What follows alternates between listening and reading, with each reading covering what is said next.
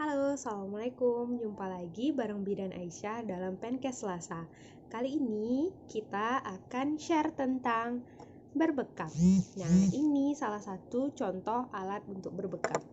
Nah, sebenarnya berbekam itu apa sih? Berbekam itu artinya serangkaian proses di mana kita itu melakukan detoksifikasi darah atau dengan cara penyayatan atau penusukan di daerah tertentu. Dimulai dari ditandai daerah mana, terus dibersihkan, kemudian dilakukan hisapan sebentar pakai kap bekam. Sebelum ditusuk nih, dihisap dulu pakai kap bekam. Nah, penghisapan ini gunanya apa? Agar di sini nih daerah ini nih agak sedikit mati rasa. Jadi sehingga nanti pas ditusuk ataupun disayat tidak seberapa perih yang dibayangkan gitu. Nah, setelah disayat kemudian nanti dihisap lagi selama lebih kurang 5 menit. Nah, proses itulah yang dinamakan dengan berbekam. Apa aja sih manfaatnya? Manfaat yang pertama adalah mengurangi penebalan pembuluh darah. Ketika berbekam ada proses detox yang akan mengurangi lemak di pembuluh-pembuluh darah itu. Jadi nggak ada penyempitan ataupun penyumbatan. Nah, penyumbatan yang itulah nantinya akan berujung pada contohnya stroke dan semacamnya. Nah, dengan dari pembuluh darah tadi juga dia nggak ada penebalan dinding pembuluh darah, jadi transportasi oksigen ke seluruh tubuh yang dialirkan melalui darah pun lebih lancar dan meningkatkan kerja organ. Nah, meningkatkan kerja organ ini kita ketahui melalui ilmu 14 energi tubuh dari akupoint atau akupresur dari negeri Cina. Nah, jika kita menekankan pada titik-titik tertentu, dia akan mengaktifkan kerja-kerja organ tertentu. Nah, kemudian siapa saja sih sebenarnya yang dibolehkan untuk berbekam? Siapa saja boleh. Baik itu yang sehat maupun yang sakit boleh, namun tetap ada hal-hal yang harus diperhatikan. Misalnya, tidak dalam keadaan terlalu lemah. Nah, ada orang yang bertanya, nggak boleh pas puasa berbekam. Sebenarnya boleh, tapi dalam keadaan yang terlalu lemah, misalnya udah capek kali, sampai-sampai kadang agak mual, terus dia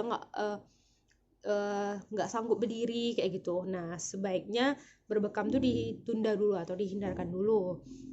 Terus daerah-daerah yang ada tumor, limfoma atau pembengkakan kayak gitu tuh dihindarkan dulu, atau ada daerah yang kena luka bakar dan semacamnya, daerah seperti itu dihindarkan dulu.